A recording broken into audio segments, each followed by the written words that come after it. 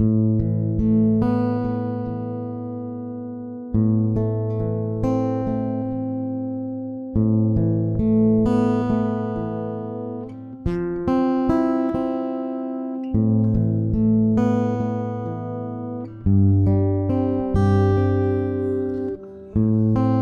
maha melihat, Kau maha mendengar, Kau maha pengampun. Kau maha yang kuat, Kau maha pengasih, Kau maha besar.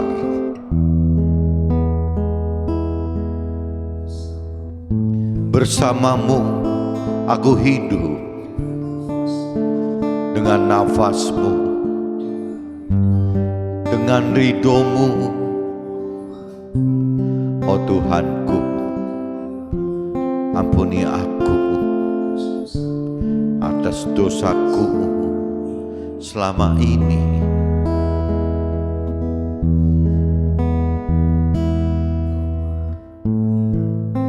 Kau maha melihat, Kau maha mendengar, Kau maha pengampun.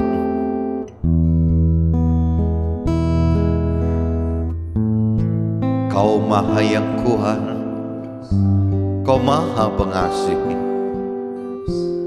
Kau maha besar.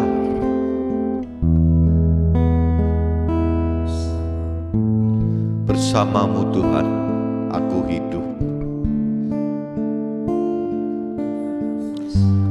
dengan nafasmu,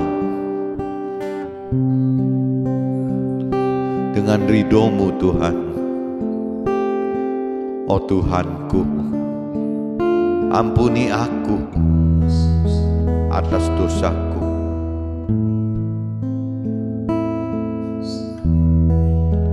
Selama ini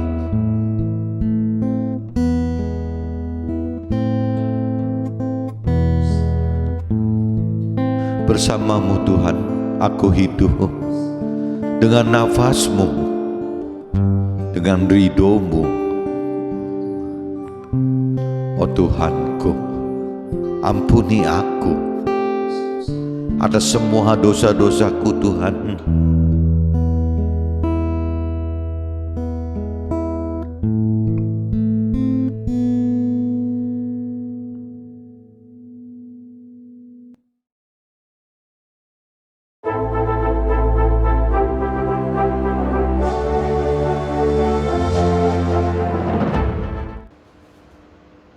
Jumpa kembali di MT Journey Inspiration of Life. Pagi ini saya mau coba sharingkan teman-teman dengan temanya jikalau Tuhan kehendaki dan Kaleb, ya ini cerita Kaleb, dan Kaleb taat, maka saat 85 tahun dibuat seperti 40 tahun.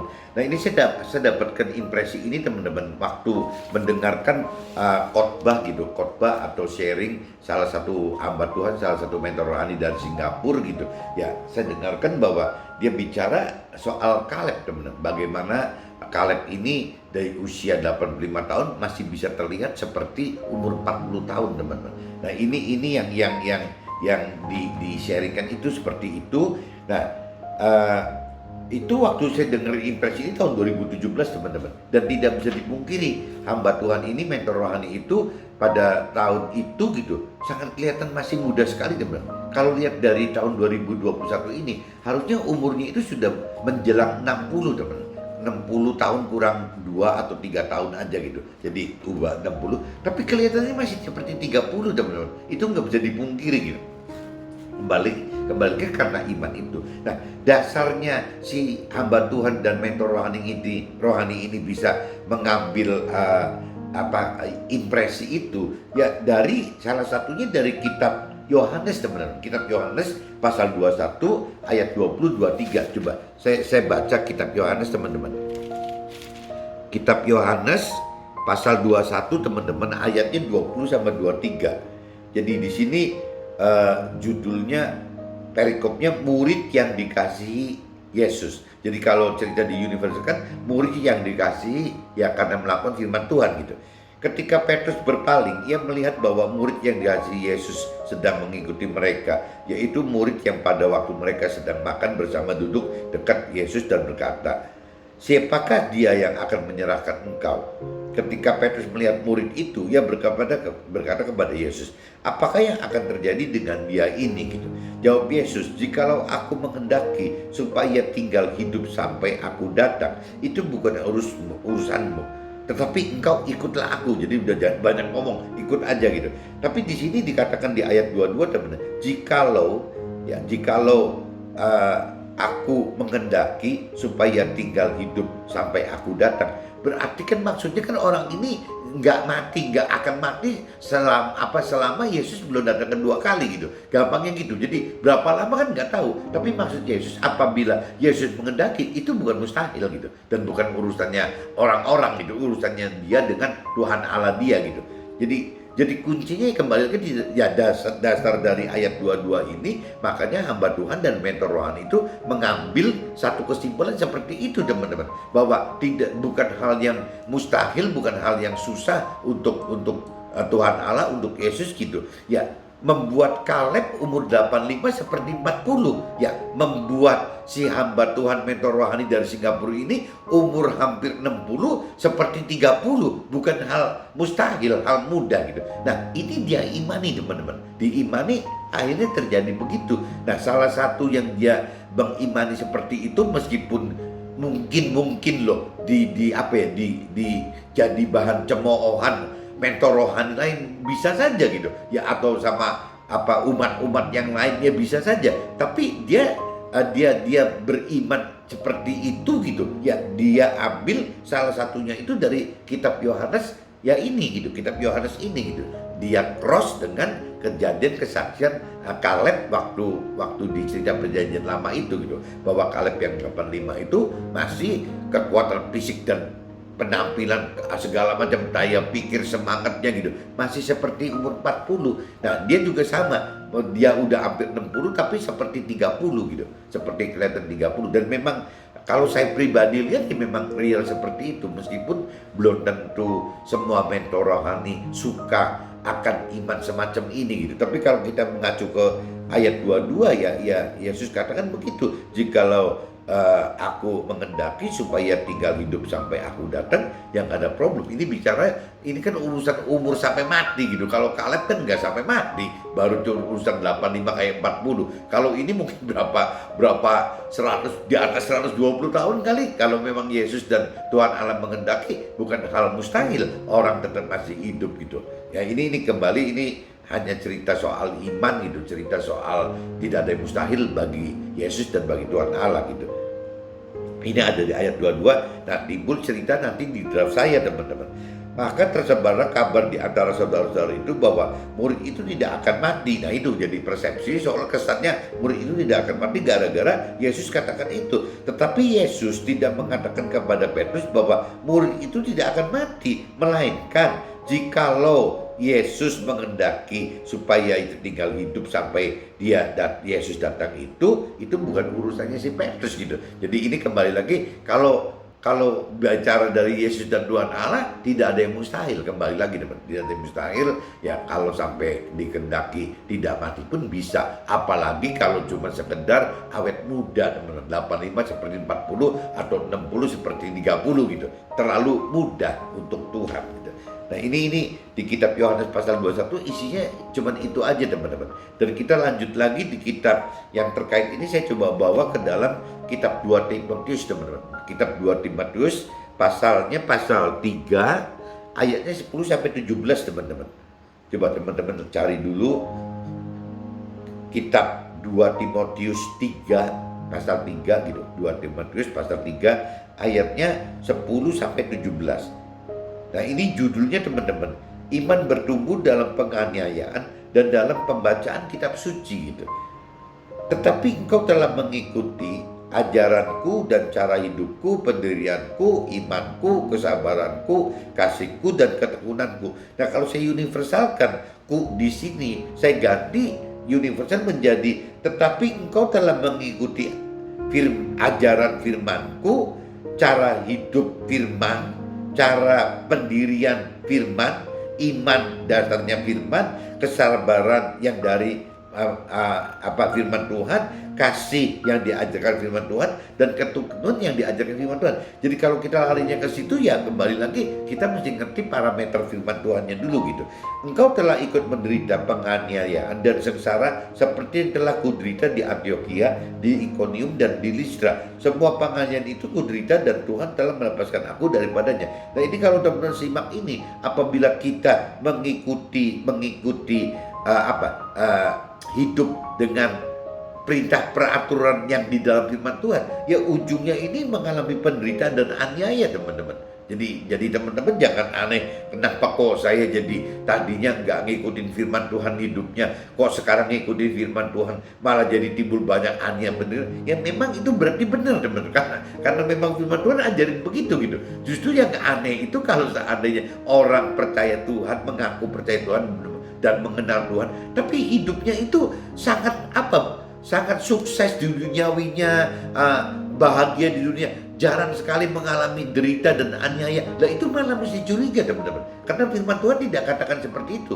Firman Tuhan itu lebih mengatakan apabila kita sudah mulai masuk ke dalam pola melakukan firman Tuhan, mentaati dan takut dengan melakukan firman Tuhan, hidup kita melakukan firman Tuhan, itu startnya itu datang, teman-teman. Mulai penderitaan dan penganiayaan itu datang gitu. Jadi nggak aneh, teman-teman. Yang mesti aneh itu justru kalau sampai kita terlalu percaya diri, kita percaya Tuhan, mengenal Tuhan, tapi hidup kita happy-happy aja gitu. Dan kalau kita bicara happy-happy seperti cerita di firman yang lain, seperti orang kaya gitu, orang kaya yang cukup merasa bisa semua gitu, ya dia tidak lebih memilih bagaimana mencari keselamatan akhirat, dia malah lebih memilih bagaimana mencari keselamatan duniawi, mencari kebahagiaan di dalam duniawi ini gitu. Ya baik keluarga ataupun pribadi dia gitu. Nah ini kan lama-lama kan yang dikhawatirkan, jadi dia sudah tidak bicara keselamatan akhirat, dia bicara bagaimana merasa aman di dunia ini. Nah padahal kan orang kaya tersebut atau kita-kita yang sadar itu harus tahu bahwa yang namanya satu saat kita ini pasti mati, pasti meninggal dunia di dalam dunia ini gitu.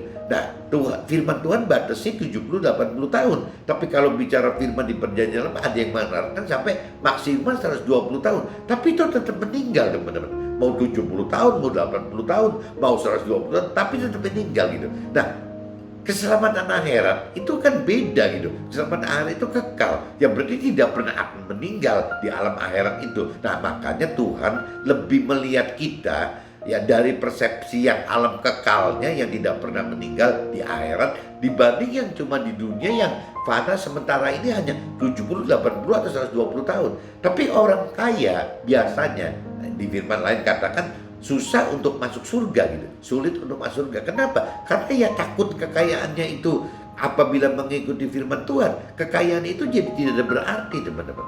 Jadi itu bukan priority gitu. Ya, nah ini yang kadang-kadang orang dunia, orang kaya gitu, ya orang yang berkeyakinan ini yang tidak suka dengan firman Tuhan. Ini ceritanya begitu, teman. Jadi kalau ini contohnya, kalau orang ngalami di dalam Tuhan itu akan mengalami penderitaan dan aniaya. Itu ayat 11 cerita gitu. Dan 12-nya memang setiap orang yang mau hidup beribadah di dalam firman Tuhan ya akan menderita aniaya. Ini kalau di kitab Nasraninya bahasa sebenarnya memang setiap orang yang mau hidup beribadah di dalam Kristus Yesus akan menderita aniaya. Tapi saya sudah rubah menjadi universal gitu. Jadi memang setiap orang yang mau hidup beribadah di dalam firman Tuhan akan menderita aniaya. Itu firman Tuhan yang mengatakan loh. Coba teman-teman camkan di 2 Timotius pasal 3 ayatnya 12 gitu. Dia katakan begitu. Memang setiap orang yang mau hidup beribadah di dalam firman Tuhan akan menderita aniaya. Itu firman yang katakan itu gitu. Sedangkan orang jahat dan penipu akan bertambah jahat. Mereka menyesatkan dan disesatkan. Tetapi hendaklah engkau tetap berpegang pada kebenaran yang telah hendaklah kita tetap berpegang pada kebenaran yang telah kita terima dan kita yakini, dengan selalu mengingat orang yang telah mengajarkan kepada kita gitu. Nah ini kita mesti ingat ini nih, teman-teman.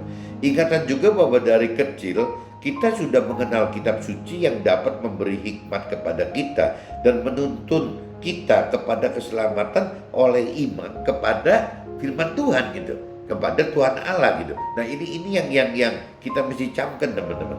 Segala tulisan yang diilhamkan Allah memang bermanfaat untuk mengajar, untuk menyatakan kesalahan, untuk memperbaiki kelakuan, dan untuk mendidik orang dalam kebenaran. Nah ini teman-teman mesti ingat ini ya, yang ayat 16 ini, segala tulisan yang diilhamkan Allah, yang tulisan yang diilhamkan oleh Tuhan Allah itu ya ada di firman Tuhan teman-teman. Sehingga firman Tuhan itu memang bermanfaat. Kalau saya universal gampang gitu, memang firman Tuhan memang bermanfaat untuk mengajar, untuk menyatakan kesalahan, untuk memperbaiki kelakuan, dan untuk mendidik orang dalam kebenaran. Itu firman Tuhan teman-teman. Nah ini yang mesti, kalau teman-teman gak punya pegangan ini, jadi hidup itu jadi malah bisa repot teman-teman. Ya bisa-bisa jadi keluar semua dari ini gitu. Bisa untuk jadi bisa bisa jadi salah beneran, ya bisa jadi nggak keruan kelakuan kitanya, ya tidak ada yang mendidik gitu. Kalau kita tidak punya dasar hidup dengan firman Tuhan gitu teman. Dengan demikian tiap-tiap manusia kepunyaan Allah diperlengkapi untuk setiap perbuatan baik. Nah ini kalau dengan demikian tiap-tiap manusia kepunyaan Allah itu kan manusia yang memang mau hidup dengan taat dan takut akan Tuhan gitu. Nah kalau hidup taat dan takut akan Tuhan itu ya kuncinya teman-teman adanya di bagaimana kita mengenal kedalaman mengenal firman Tuhan, bagaimana kita bisa mampu mengerti firman Tuhan, bagaimana kita mau dan mampu melakukan firman Tuhan.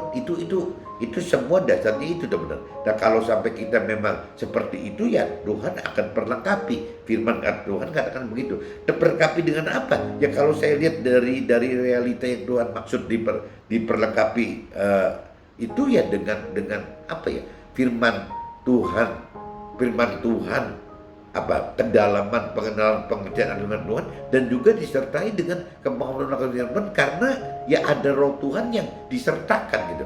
Roh Tuhan yang sebagai penolong, sebagai penuntun, sebagai penghibur, sebagai pengajar gitu. Yaitu yang Tuhan sertakan untuk kita gitu. Kuasa Tuhan yang disertakan untuk kita melalui Roh Tuhan yang ada di dalam roh kita teman-teman. Sehingga kita akan bisa mengerti akan firman Tuhan, dan kita akan mampu melakukan, berani melakukan firman Tuhan itu. Karena ada unsur Roh Tuhan ini teman-teman. Nah kalau kita tidak beriman, tidak mau mengenal, tidak mampu mengerti, tidak mau melakukan firman Tuhan, kita akhirnya tidak sadar bahwa di dalam kehidupan kita itu ada Roh Tuhan yang Tuhan sediakan untuk kita semua gitu. Nah kalau yang saya sering katakan, kalau di Nasrani kan nyebutnya Roh Kudus gitu, ya Roh kebenaran itu. Tapi kalau di Muslim kan teman-teman dari Muslim sharing itu namanya Nur gitu, cahaya. Tapi intinya sama teman-teman. Dan saya belum selidikin kembali lagi ke agama yang lain, apakah ada seperti ini ceritanya gitu. Cuman harusnya ada, mestinya ada gitu, kalau memang semua sumbernya dari Tuhan Allah teman-teman. Ini saya sudah bacakan teman-teman di kitab Yohanes pasal 21 20 sampai 23. Saya juga udah bacakan di kitab 2 Timotius pasal 3 ayat 10 17. Nah ini saya coba masukkan draft saya aja teman-teman. Jadi ini yang terjadi draft ini saya tulis dasarnya dari impresi saya ya dari tahun 2017 teman. Gara-gara yaitu ya hamba Tuhan yang dari Singapura itu gitu. Jadi salah satu mentor rohani dari Singapura tahun 2017. Waktu itu kan saya mencari Tuhan itu kan dari tahun 2000-an teman-teman. Sekarang 2021 ya, berarti udah 21 tahun. Tapi waktu itu teman-teman 2017 berarti kan saya mencari Tuhan itu kan baru 17 tahun. Dan itu pun kalau saya mencari Tuhan itu saya terima Tuhannya baru 2007 teman-teman. Berarti saya baru membaca firman, setelah terima Tuhan saya baca firman, berarti setelah saya baca firman itu 2007. Ya berarti saya baca firman itu sampai 2017 itu sudah 10 tahun ya teman-teman. 10 tahun itu kalau dalam catatan saya sudah membaca mungkin belasan kali katam kali. Nah tapi itu pengertiannya juga berubah terus teman-teman. Jadi bukan kalau katam itu jadi makin hafal, makin jadi bodoh ya gitu. Makin kita mengenal firman Tuhan, makin apa ya, kita jadi kedalaman pengenalan pengertian makin dalam teman. Jadi akhirnya arti firman itu ternyata memang tidak bisa sama. Yang jelas kita jadi makin berasa kecil aja gitu. Semakin kita banyak katam mengenal firman Tuhan, kita bukan makin hebat gitu. Kita makin bodoh karena kita makin tahu bahwa firman Tuhan itu besar sekali teman-teman. Jadi jangan orang yang sudah katam belasan puluhan kali, bahkan katanya ada yang lebih dari 100 kali itu dianggapnya pasti hebat banget. Saya pikir tidak gitu, karena pengertian akan berubah terus. Cuman kalau kita tidak banyak katam gitu, tidak banyak membaca firman Tuhan, kita rugi teman-teman. Karena pengertian firmannya ya misalnya kalau 10 kali baca, ya pengertian firman itu dapat 10 gitu. Tapi kalau kita bisa baca misalnya 20 katam, pengertian firman itu menjadi 20 teman-teman. Kalau kita bisa membaca sampai 30 katam gitu, ya berarti pengertian firman yang sama itu bisa berarti 30 pengertian gitu. Kan sayang teman-teman kalau cuma misalnya, apalagi kalau cuma katam sekali gitu. Kalau katam sekali ya berarti pengertiannya cuma satu dapatnya teman-teman, kan sayang gitu. Nah apalagi ada orang yang tidak membaca firman Tuhan, kan lebih konyol lagi gitu. Bagaimana bisa mengenal pengertian firman Tuhan? Baca sekali aja cuma pengertian cuma dapat 1, 10 kali dapat 10 pengertian, 20 kali dapat 20 pengertian. Nah ini kan tidak dijamin bahwa orang yang makin 10 kali katam dengan 20 kali katam, berarti yang 20 kali katam itu ilmunya lebih tinggi gitu. Saya pikir tidak. Cuman yang beda itu cuma pengertiannya aja teman. Jadi akhirnya mungkin beda di kedewasaan rohani aja gitu. Beda tentang di kedewasaan rohani aja. Jadi waktu itu gitu teman-teman. Saya baca sebelum 2007 saya banyak sekali mendengarkan sharing dan korban-korban dari yang mungkin puluhan hamba-hamba Tuhan gitu. Tapi yang saya perdalam akhirnya tinggal belasan kali teman. Baik itu yang domestik maupun yang nasional gitu, yang internasional, paling belasan orang gitu. Dan ternyata mentor-mentor rohani itu juga beda-beda teman-teman. Ada yang mentor rohani yang levelnya lebih menekankan hal duniawi gitu. Ukuran Tuhan itu ya kasih karunia Tuhan, berkat Tuhan itu lebih ke arah majority, ke arah duniawi. Ada teman-teman. Ada yang balance gitu, ya antara akhirat dan duniawi gitu. Ada yang seperti itu. Tapi juga ada teman-teman yang tidak peduli yang namanya duniawi itu ada. Lebih fokusnya ke urusan akhirat gitu. Itu ada juga teman-teman. Jadi memang kembali lagi apa ya masing-masing mentor rohani itu kan sama Tuhan dijadikan alat Tuhan yang berbeda-beda. Dan begitu pun dengan kita gitu. Ya kita ini nanti akan condong kemana gitu. Ya apakah kita akan condong ke mentor rohani yang lebih mengarahkan kita ke urusan duniawi gitu. Atau kita lebih condong ke mentor rohani yang tengah-tengah balance gitu. Antara akhirat dan juga antara duniawi gitu. Tapi juga ada juga mentor rohani yang mungkin jangan-jangan kita lebih condong ke arah si mentor rohani yang lebih bicara ke akhirat. Dan itu saya simpulkan teman-teman, itu tergantung dari karakter kita teman-teman, karakternya kita sendiri sebagai alat Tuhan nantinya gitu. Itu ada di situ. Dan sebenarnya kalau menurut saya pribadi tidak ada yang salah, semua karena dasarnya dari iman gitu. Ya iman kita masing-masing. Dan ada firman Tuhan katakan bahwa ya terjadilah seperti apa kita imani. Jadi kalau memang mentor rohani yang pertama lebih duniawi, yang bicaranya istilahnya lebih beriman, nyata-nyata Tuhan itu nyata bisa dibuktikan di dunia, ya bisa saja yang mentor rohani itu Tuhan pakai memang untuk satu kesaksian bagi orang-orang yang belum mengerti akan firman Tuhan, sehingga melihat bahwa hebat banget ya si mentor rohani ini, sehingga orang akan follow itu gitu, akan itu. Menurut saya bisa seperti itu. Tapi juga ada karakter mentor rohani yang di tengah-tengah tadi antara akhirat dan dunia juga pasti mungkin ada orang yang karakternya juga senang begitu teman-teman. Nah orang yang dengan karakter yang seperti itu, balance itu gitu, ya mungkin dia lebih senang bicara ke mentor rohani yang seperti ini gitu ya. Dan begitu pun ada orang yang karakternya sudah lebih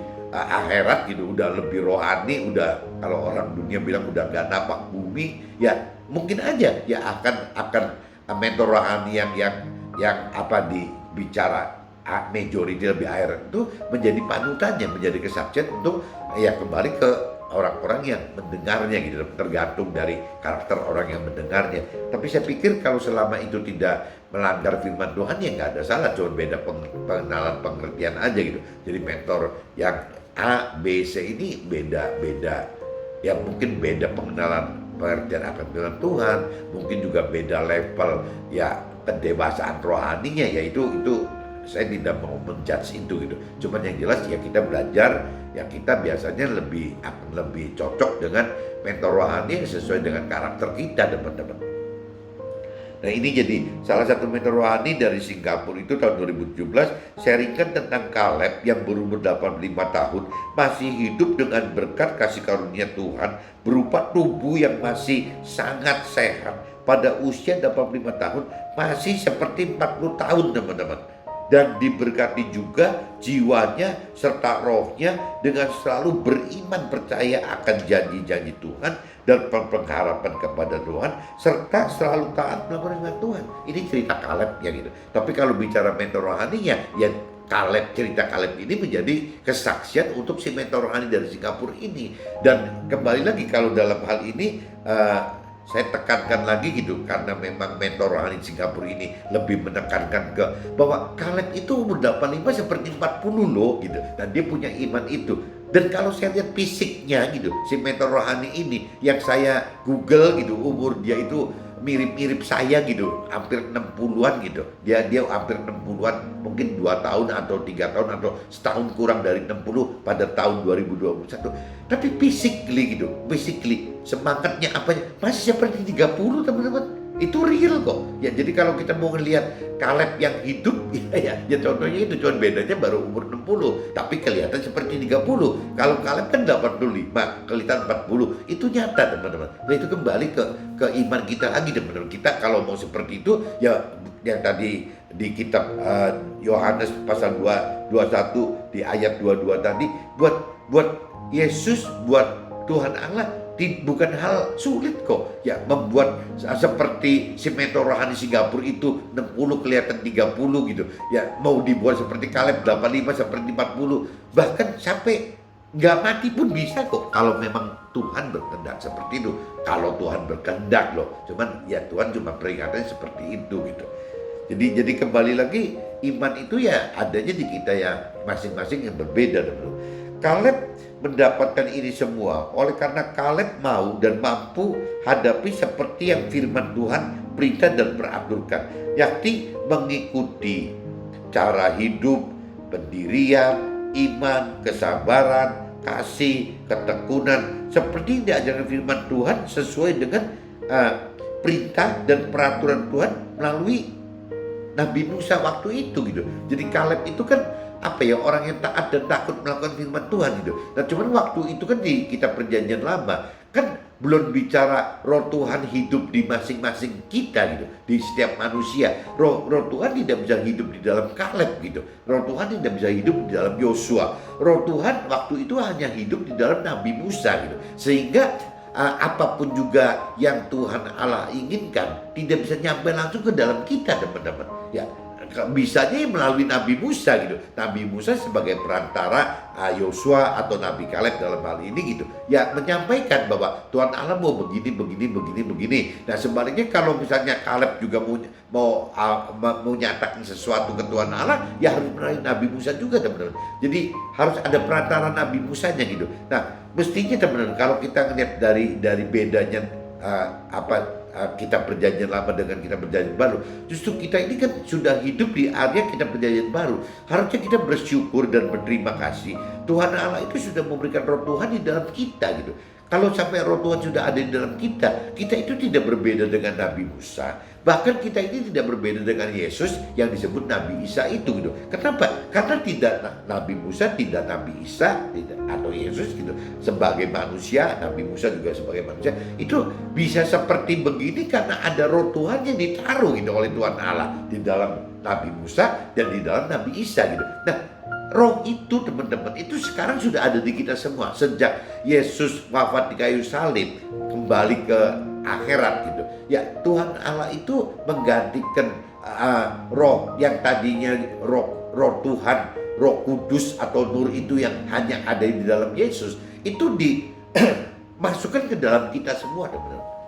Dan bukan cuma orang Nasrani loh, semua manusia gitu. Manusia itu semua mendapatkan roh itu. Tinggal masalahnya ada manusia yang mengenal, ada manusia yang mengerti, dan ada manusia yang menghidupkan roh Tuhan itu. Tapi juga ada manusia yang belum mengenal atau tidak mengenal. Ya atau mungkin mengenal tapi tidak mengerti atau belum mengerti gitu. Nah itu ya roh Tuhannya nggak bisa hidup. Jadi kalau bagi orang yang sudah mengenal dan mengerti dan menghidupkan roh Tuhan, ya tidak ada beda, teman-teman. Ya bahwa kita ini tidak memperoleh perantara lagi, kita ini kontak akan langsung dengan ya Tuhan Allah gitu, kan melalui roh Tuhan tadi. Dan terus gunanya buat apa mentor rohani? Loh, mentor rohani kan mengajari teori-teori gitu. Ya, apa gunanya orang bersaksi? Loh, untuk menguatkan iman bahwa apa yang kita pelajari itu meskipun kita belum alami. Contohnya kayak mentor rohani Singapura tadi, ya melihat cerita Nabi Kaleb kan gitu. Kaleb lebih dulu. Nah akhirnya Kaleb kan yang bersaksi untuk si mentor rohani dari Singapura ini gitu. Seolah-olah gitu, teman. Nah kita juga sama. Bisa aja mentor rohani Singapura itu menjadi alat kesaksian buat kita gitu. Ya saya contohnya sharingkan firman hari ini gitu. Sharingkan ke saya tentang kesaksian saya nyangkut dengan orang mentor Singapura itu dengan Kaleb. Ya kalau bagi yang mendengar dan tergerak gitu, beriman, ya bukan mustahil gitu. Ya orang yang mendengar sharing saya pun bisa seperti yang mentor rohani di Singapura alami atau seperti yang dialami Nabi Kaleb. Karena di kitab Yohanes pasal 21 ayat 22 dinyatakan memang tidak ada yang mustahil gitu. Kalau memang Tuhan Allah mau, tidak ada yang mustahil, mudah sekali. Jangankan cuma look younger gitu kan, kelihatan lebih muda. Tidak mati-mati pun bisa kok kalau Tuhan Allah mau gitu. Jadi seperti itu, teman-teman. Jadi nggak usah yang itu tergantung iman kita lagi gitu. Nah cuman ya itu yang tadi saya katakan, karena antar mentor rohani aja beda, teman-teman. Jadi ada yang tipe A, tipe B, tipe C. Nah itu kembali sesuai kita ke karakter yang mana gitu. Kalau selama ini saya pelajarin tiga-tiganya, teman-teman. Jadi karakternya A yang duniawi ya saya pelajarin, karakter B yang tengah-tengah antara akhirat duniawi ya saya juga pelajarin gitu.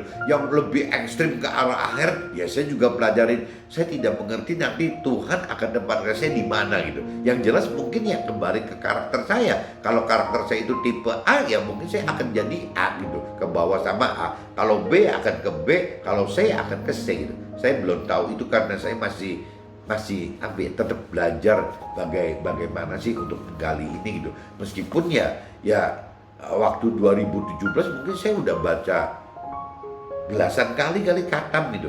Nah meskipun kalau saya lihat sekarang ternyata itu, teman-teman, gunanya khatam itu bukan adu pinter gitu. Khatam itu jadi setiap satu kali putaran, satu kali khatam itu pengertiannya dapat satu gitu. Jadi waktu kita baca dua kali, pengertian satu ayat yang sama itu bisa dua arti gitu. Kalau kita puterannya 10 kali, itu satu ayat itu pengertian bisa 10 kali gitu. Kalau kita bisa khatam 20 kali, berarti satu ayat itu bisa pengertian 20 kali. Nah lama-lama, teman-teman, makin banyaknya satu ayat itu dengan pengertian yang benar-benar banyak sekali. Akhirnya kita bukan makin pintar, makin bodoh di hadapan Tuhan itu, makin bodoh gitu. Nah ini yang Tuhan inginkan gitu. Nah ini yang disebut kedewasaan rohani. Akhirnya kita nggak mau ngejudge gitu, ya nggak mau ngejudge yang mentor rohani tipe A itu yang benar atau yang salah, yang tipe B benar atau salah, yang C itu benar atau kita udah nggak mau judge gitu. Karena apa? Pengertiannya udah berubah. Pengertian itu. Jadi jangan bicara kalau khatam itu adu pinter gitu. Nggak ada cerita adu pinter, teman. Jadi ya kedewasaan rohani aja gitu. Beda di kedewasaan rohani gitu. Jika kita perbandingkan saat ini, kita akan lebih mudah untuk mau dan mampu melakukan seperti yang Kaleb lakukan. Karena kita sudah miliki kitab suci yang berisi perintah dan peraturan serta janji-janji Tuhan. Tinggal kita ya imani dan harapkan serta lakukan dengan pertolongan dan penghibauan roh Tuhan. Dan tadi saya katakan, teman-teman, waktu zamannya Nabi Kaleb itu kan Nabi Kaleb setengah mati. Kaleb setengah mati loh. Ya apapun juga mesti nyanyi ke Nabi Musa gitu. Lah Nabi Musa pun nggak setiap hari bisa ketemu sama Tuhan Allah gitu. Ada waktu-waktu tertentu. Kalau di imam Yahudi setahun sekali, teman-teman. Masa nanyanya ditunda setahun sekali kan lama banget gitu. Nah, tapi dengan kondisi sekarang, dan saya katakan karena Tuhan telah memberikan roh Tuhan kepada kita berupa roh kudus atau nur. Nah, ini yang mestinya kita manfaatkan, teman-teman. Bagaimana? Jadi kita ini sudah serba dilengkapi oleh Tuhan Allah, teman-teman. Ya Tuhan Allah itu begitu baiknya kepada kita sehingga firman Tuhan di kitab suci sudah dilengkapi, roh Tuhan sudah dilengkapi gitu. Nah, kalau kita sudah mempunyai firman Tuhan dan roh Tuhan gitu di dalam kita, sebenarnya kita sudah tidak perlu perantara lagi, teman-teman. Karena kita sudah perantaranya roh Tuhan itu gitu.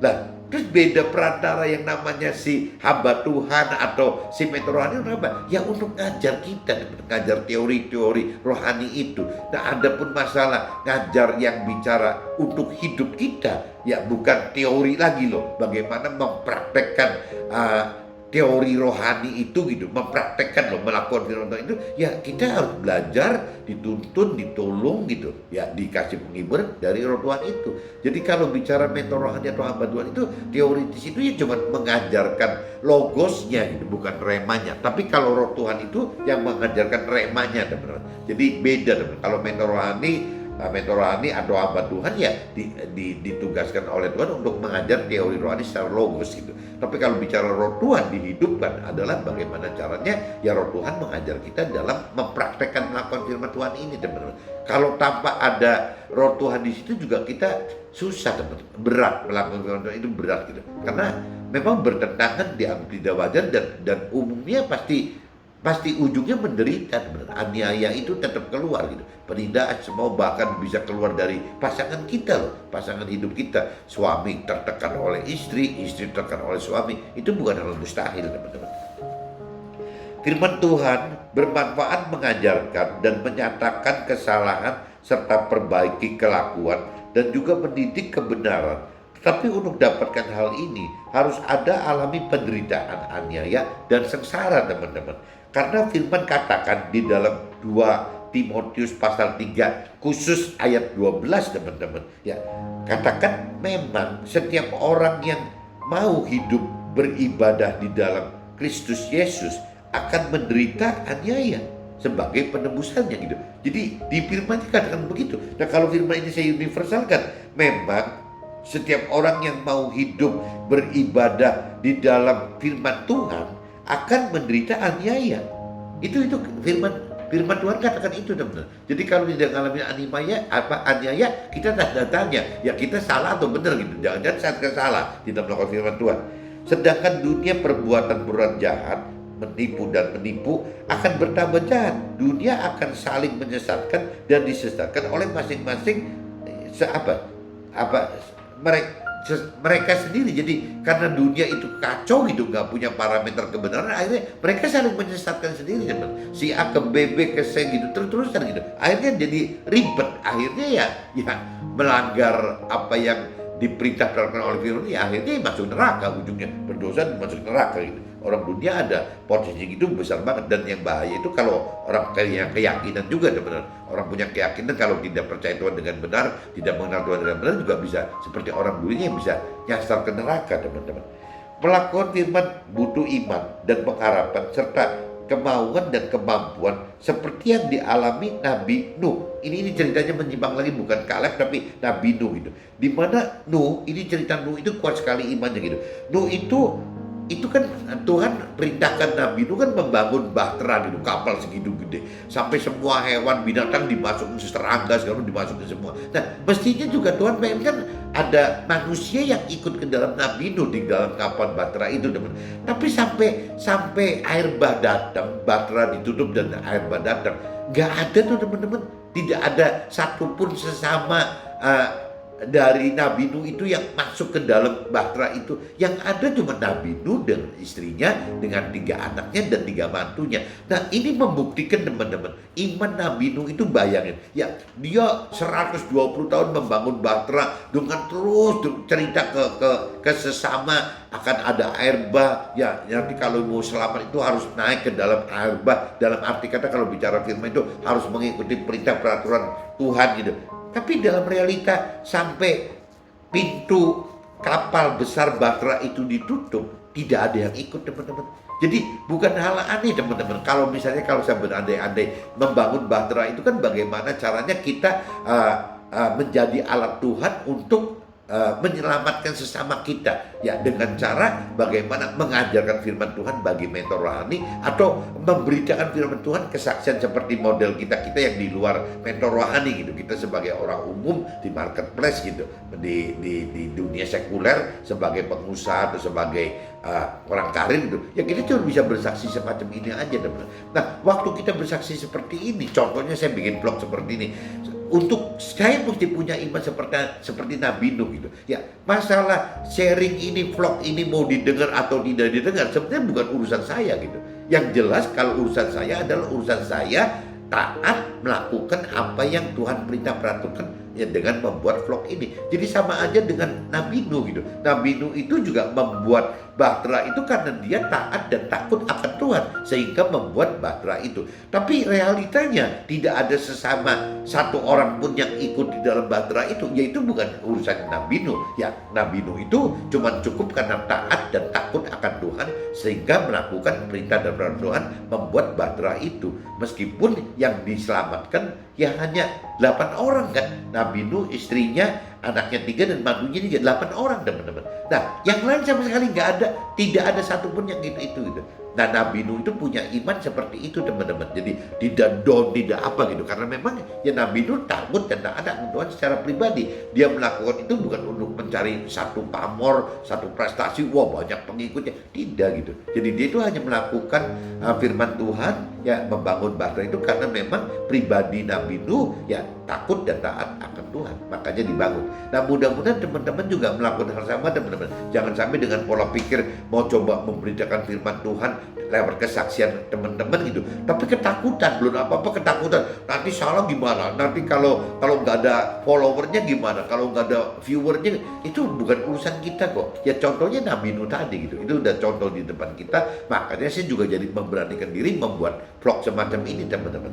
Mudah-mudahan pagi ini saya cerita seperti ini bahwa iman itu sangat tergantung dari kita sendiri, dan juga kalau iman kita yang agak aneh-aneh juga ya Tuhan alam melalui Yesus nyatakan bahwa tidak ada hal yang mustahil bagi Tuhan, dan juga ada yang mengatakan ya terjadilah seperti iman kita.